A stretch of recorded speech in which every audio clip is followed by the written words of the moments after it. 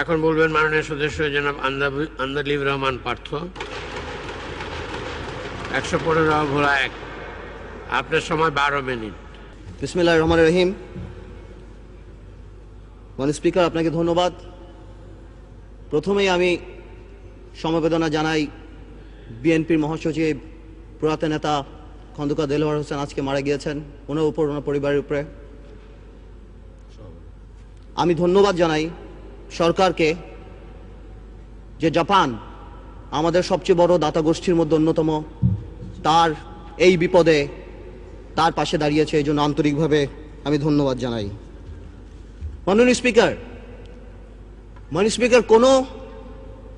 কোনো দেশের অর্থনীতি অনেকখানি ডিপেন্ড করে তার মিডল ক্লাস ফ্যামিলির উপরে, কত স্ট্রং তার middle class economy, middle class family দাঁড়ায়। স্লোলি বাট শিওরলি আমরা সেদিকে যাচ্ছিলাম, কিন্তু কোথা থেকে ঠিক 96-র মতো এক দরবেশ এসে হাজির হলো। মাননীয় স্পিকার, এটাকে আইসোলেটেডলি করে দেখলে হবে না। আজ থেকে 3-4 বছর আগে যারা সেলফ ডিক্লেয়ার্ড ব্যাংক্রাপ্ট ছিল, আত্মস্বীকৃত দেউলিয়া, যারা নিউজ পেপারে বলেছিল 700 কোটি টাকা 800 কোটি টাকা লস, যাদের 1000 কোটি টাকা বরং, সেই দরবেশরা এই 2 বছরে ব্যাংকের টাকা শোধ করে আরো 10,000 কোটি টাকার মালিক হয়ে গিয়েছে। এই দরবেশ এবং তার সাথে তাদের বিভিন্ন মুরিদ। আমি স্পষ্ট করে বলতে চাই, চোর কোনো দলের না। একজন মাননীয় সংসদ সদস্য বললেন আমাদের দলের বা 4 দলীয় ঐক্যজোটের একজনের নাম, যদি সেও থাকে সবার বিচার হওয়া উচিত। এখন সময় এসেছে। মাননীয় স্পিকার, একটা কথা নিবিড়ভাবে দেখতে হবে, এটা কোনো আইসোলেটেড হ্যাপেনিং না। সরকারের তরফ থেকে লাগামহীন বক্তব্য এসেছে। মাননীয় স্পিকার, আপনি স্মরণ করে দেখেন, আমি অবাক হয়ে গেলাম। মাননীয় সংসদ সদস্য বলল স্পেকুলেটিভ মানে নাকি ফটকা, তাহলে ফ্রড মানে কি? স্পেকুলেটিভ মানে যদি ফটকা হয়ে থাকে, তাহলে what is the meaning of fraud? একবার মাননীয় অর্থমন্ত্রী বললেন এখানে হতেই পারে, মাননীয় অর্থমন্ত্রী বললেন এগুলি হতেই পারে। ডক্টর মশিউর রহমান বললেন this is none of our concern. Share market আমাদের কোনো চিন্তার ব্যাপার না। সরকারের তরফ থেকে তা বলা হলো এতে বিরোধী দল দায়ী। মাননীয় স্পিকার, এই কথাগুলি শেয়ার মার্কেটকে অ্যাগ্রাভেট করেছে। তারা ট্রান্সফর্মার লাগিয়েছে, রেগুলেটর লাগিয়েছে, এটা লাগিয়েছে, ওটিয়ে লাগিয়েছে, কোনো লাভ নাই। তারা ডেকে এনে মানুষকে ইনভেস্ট করেছে। 30 থেকে 40 হাজার কোটি টাকা বিদেশে চলে গেছে। মাননীয় স্পিকার, গত 2 বছরে 12 লক্ষ বিও অ্যাকাউন্ট হয়েছে। এর আগে আরো 20 লক্ষ ছিল, এর মধ্যে 8 লক্ষ শুধু আমাদের মা বোনেরা। মাননীয় স্পিকার, আমার যদি বিও অ্যাকাউন্ট থাকে, if I have a BO account, naturally my mother, my sister, my friend সবাই আমার উপর ডিপেন্ডেন্ট থাকে। এক বিও অ্যাকাউন্ট দিয়ে 5 জন, 6 জন, 10 জন কাজ করে। আপনি জানেন বাংলাদেশে কোনো ব্যবসা বাণিজ্য এখন নেই, সারা পৃথিবীতে মন্দা। এই মুহূর্তে সবাই 2 লাখ টাকা 5 লাখ টাকা ইনভেস্ট করে 5,000 টাকা কামাই করার জন্য চেষ্টা করেছে। এটা কি কোনো অপরাধ? I can very well understand বিজনেসে লস হবে, লাভ হবে, কিন্তু ডাক দিয়ে তো আপনি ধোকা দিতে পারেন না। বারবার ডেকে এনে শেয়ার মার্কেটে ইনভেস্ট করিয়ে তাদেরকে রাস্তায় ফেলে দেওয়া হচ্ছে। 30 লক্ষ লোক যদি স্বাধীনতা যুদ্ধে মারা যায় মাননীয় স্পিকার, তাহলে 30 লক্ষ লোক এই আওয়ামী লীগ আমলে ফকির হয়েছে। মাননীয় speaker, one thing I just don't understand. আজ থেকে 1 বছর আগে এইখানে দাঁড়িয়ে বললাম এয়ারটেলের কথা। এই এয়ারটেল 2000 কোটি টাকার শেয়ার কেলেঙ্কারি করে বাংলাদেশকে 95 কোটি টাকা স্ট্যাম্প ডিউটি দেয়নি। সারা বাংলাদেশ যখন বিদ্যুতের জন্য পাগল, এক আরবিতে 2,80,000 অ্যাপ্লিকেশন আছে বিদ্যুতের, 5 লক্ষ শুধু আছে বিভিন্ন কলকারখানা প্রতিষ্ঠান, বড় ছোট দালানের। 210টা টাওয়ারে নির্বিচ্ছিন্ন বিদ্যুৎ সংযোগ দেওয়া হচ্ছে এই এয়ারটেলকে। কেন মাননীয় স্পিকার, আমরা জানতে চাই। আমি জানি আমার এই কথায় এয়ারটেলের করাপশন বন্ধ হবে না, ইনভেস্টিগেশন হবে না, তবে the time has come. I want to urge the people of Bangladesh যে আপনারা এয়ারটেলকে প্রত্যাখ্যান করেন। যেই কোম্পানি ইস্ট ইন্ডিয়া কোম্পানির মতো এত কোটি কোটি টাকা ট্যাক্স ফাঁকি দিয়ে, স্ট্যাম্প ডিউটি ফাঁকি দিয়ে এই দেশে ব্যবসা বাণিজ্য করছে, তাদের ইন্টেনশন ভালো না। আমি সবাইকে অনুরোধ করব বাংলাদেশের যে আপনারা এয়ারটেলকে বয়কট করেন, পাবলিকলি বয়কট করেন। মাননীয় স্পিকার, সন্ত্রাস, সন্ত্রাস আর পাওয়ার প্ল্যান্ট। একটা কথা আমি শুধু বলবো, একজন মাননীয় সংসদ সদস্য বললেন ইলেকট্রিসিটিতে নাকি দেশ প্রেগনেন্ট হয়ে গেছেন। I am not use to this languages, but আমার জবাব দিতে যখন দেখি চানাচুর কোম্পানি, ফার্নিচার কোম্পানি, নাম নিচ্ছি অটোবি, যারা সারা জীবন ফার্নিচার বানিয়েছে তারা বিদ্যুৎ প্ল্যান্ট পেয়েছে, আমার মনে হয় এই প্রেগন্যান্সি খুব তাড়াতাড়ি মিসক্যারেজ হয়ে যাবে এবং এই দেশে বিদ্যুৎ আসবে না।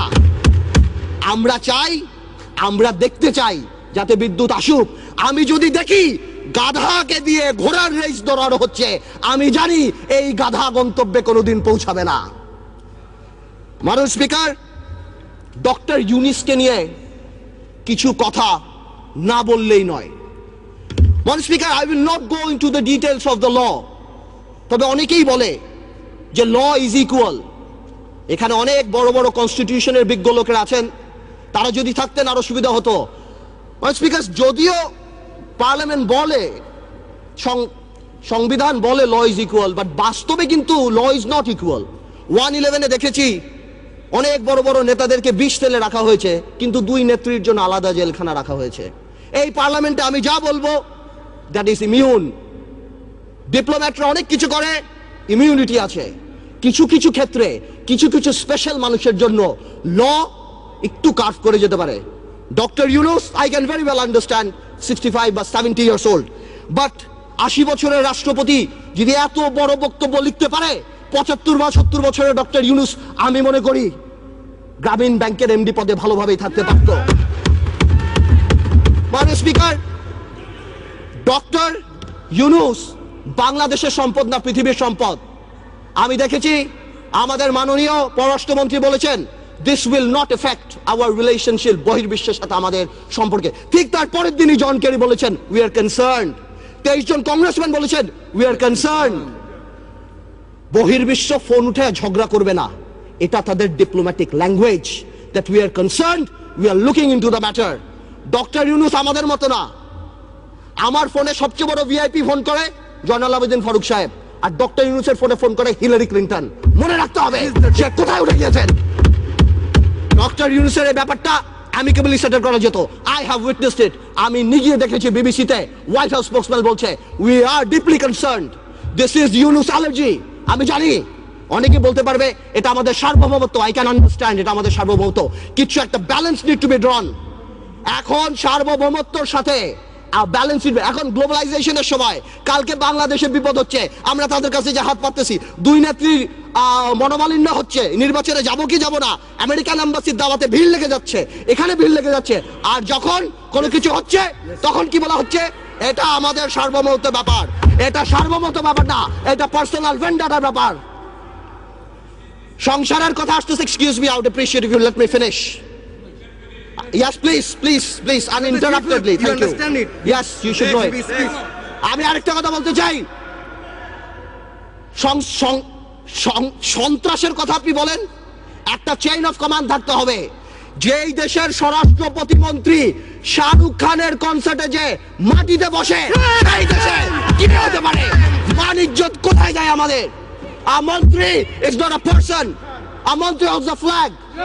সেই মন্ত্রী আমাদের, সেইখানে স্বরাষ্ট্রমন্ত্রী যেই কাজ করে, এই দেশে এগুলি হতেই পারে। মাননীয় স্পিকার, অনেক কথা বলে অনেক কিছু শেষ করা যাবে না, তবে আমি এতটুকু বলতে চাই ডেমোক্রেসির সাথে গুড গভর্নেন্স থাকতে হবে, মোরালিটি থাকতে হবে। আপনি কল্পনা করতে পারেন মাননীয় স্পিকার, একজন অ্যাটর্নি জেনারেল ওই পদে বহাল থাকে, কিভাবে সে বসে বলে কে নোবেল প্রাইজ পাওয়া উচিত, কে নোবেল প্রাইজ পাওয়া উচিত না। এটা অসম্ভব। আমার দুঃখ হয়, আমার ভয় হয় যে মাননীয় অ্যাটর্নি জেনারেল যদি চাটুকারিতা করে আগামীতে ভবিষ্যৎ ল মিনিস্টার হওয়ার জন্য আমার বলার কিছু নাই, কিন্তু যদি তার বুদ্ধি এই হয়ে থাকে যে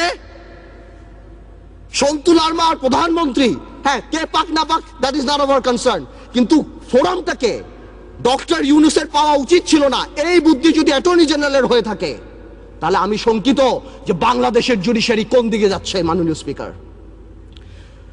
স্পিকার, আমাদের সবার কিছু কিছু ব্যাপারে একটা ন্যাশনাল কনসেনসাস হওয়া উচিত। নতুন প্রজন্মের রাজনীতিবিদ হিসাবে আমি এতটুকু ক্লিয়ার করে বলতে চাই, শেয়ার মার্কেট আওয়ামী লীগ বা বিএনপির প্রবলেম না। আমরা চাই এটা খোলাসা হোক। কেন এতদিনের রিপোর্ট আসছে না? আমরা জানতে চাই যারা সেলফ ডিক্লেয়ার্ড ব্যাংকরাপ্ট ছিল তারা কিভাবে 30-40 হাজার কোটি টাকা আছে। আমাদের টেলিফোন যদি ট্যাপ করা হয়, আমরা জানতে চাই সেই দরবেশা সেই মুরিদদের টেলিফোন কেন ট্যাপ করা হয় না। আমরা জানতে পাই ফোনগুলি কোথায় যায়। এবং আপনার সমন্বয়হীনতার ব্যাপার দেখেন, সরকার যখন বলে ডাইরেক্টলি এর মধ্যে বিরোধী দল ইনভলভ, ঠিক সেই মুহূর্তে আমাদের মোস্তফা কামাল সাহেব যে অর্থনীতি মন্ত্রণালয়ের সংসদীয় কমিটির চেয়ারম্যান, সে ডাইরেক্টলি বলে আমার কাছে তেমন কোনো ইনফরমেশন নাই, আমি তো জানি না। What a mockery! এটা প্রধানমন্ত্রী রাজনৈতিক স্টেটমেন্ট দিয়েছে, উনি ইনফরমেশন দিবে কিভাবে? মাননীয় স্পিকার, প্রথম আলোতে দেখলাম ওনার কোম্পানির 10 টাকা শেয়ার নাকি 290 টাকা হয়েছে। উনি মাশাআল্লাহ 1200 কোটি টাকা কামিয়েছেন, আলহামদুলিল্লাহ। এই টাকা দিয়ে করবে কি? 1200 কোটি টাকা দিয়ে বানিয়েছেন। এই সমন্বয়হীনতার অভাব, বারবার যে কোনো কাজে ডিউ ডিলিজেন্স ছাড়া বিরোধী দলের উপরে আঙ্গুল উঠিয়ে দেওয়া, আর শুধুমাত্র বলা এখানে করাপশন, এখানে করাপশন। হাজার হাজার আজকে শেয়ার মার্কেট আবার ফল করেছে, ডেকে এনে ফল করায়। মাননীয় স্পিকার, আমি আরেকটু সময় নেব আমার এলাকা নিয়ে কিছু কথা না বললেই না। মাননীয় স্পিকার, আমার ভোলা নিয়ে আপনাকে 2 মিনিট আমি এর সময়, আগেও বলেছি। আপনাকে 2 মিনিট সময় বাড়িয়ে দেওয়া হয়েছে, বলুন। থ্যাংক ইউ মাননীয় স্পিকার।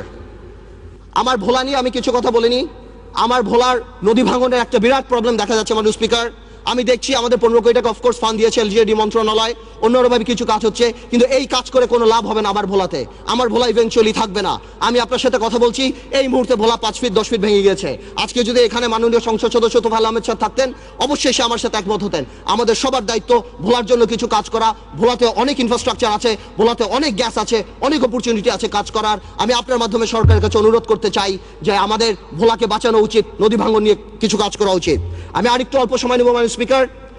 ন্যাশনাল কনসেনসাস বা একটা ন্যাশনাল ফোরাম, এই ব্যাপারে আমি যে কথা বলছিলাম, আমরা নতুন প্রজন্ম দেখতে চাই মাননীয় স্পিকার।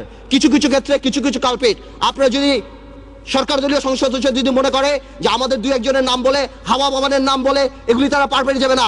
একটা হাওয়া ভবন যদি থেকে থাকে, এই আমলে শত শত মুশকিল আহসান সেন্টার বের হয়েছে মাননীয় স্পিকার। আপনি যদি সেখানে যান, আপনার মুশকিল আসান হয়ে যাবে মাননীয় স্পিকার। আপনি দরবেশের মুরিদ হবেন, আপনাকে ভূ দিবে, 2000 কোটি টাকা মালিক হয়ে যাবেন। শত শত লোকসানের কোম্পানি, জিএমজির মতো কোম্পানি, ওয়েস্টিনের মতো কোম্পানি আপনি নিয়ে যাবেন 20 কোটি টাকাকে বিলিং ভ্যালুতে বড় করে আপনি শেষ করে দিবেন। আপনি হঠাৎ রাতারাতি 40 কোটি টাকার মালিক হয়ে যাবেন। সর্বশেষ আমি একটা কথা বলবো, আমি সরকারকে আন্তরিকভাবে ধন্যবাদ জানাই যে সরকার এই দরবেশ বাবাকে বাংলাদেশের অর্থমন্ত্রী বানায় নাই। যদি বানাতো, দেশটার প্লেসমেন্ট শেয়ার বের করে, দেশটার বুক বিল্ডিং বের করে এখন মার্কেটে বিক্রি করে দিত। আপনাকে ধন্যবাদ মাননীয় স্পিকার।